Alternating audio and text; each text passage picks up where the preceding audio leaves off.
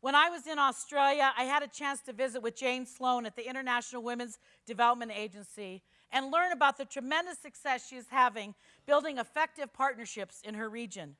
I want Jane to tell us a little more about how, even though she was not the biggest player in the room, she maximized her fund strength to create impressive impact.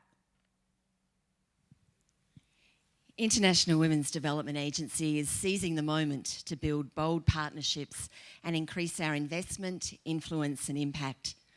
This past December, we initiated and hosted Asia Pacific Breakthrough, the Women, Faith and Development Summit to End Global Poverty, which took its cue from the inaugural Breakthrough Summit that occurred in Washington, DC in 2008.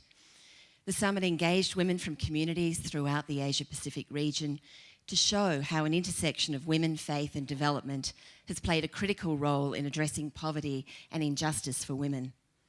In addition to building the foundation for a wider movement, the summit solicited impressive new commitments from alliance member organisations, corporations, multinational groups and philanthropists, resulting in almost $1.2 billion of pledges of investment in programs to address the challenges women face in Asia and the Pacific.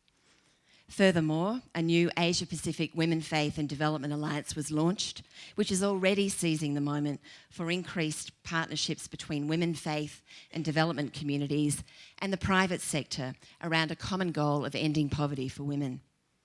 The recommendations coming out of the summit included building political will around Millennium Development Goals 3 and 5 among local religious leaders and especially men, advocating for a gender lens in policies for major challenges facing women, and building dialogue with religious organisations around contraception and reproductive rights.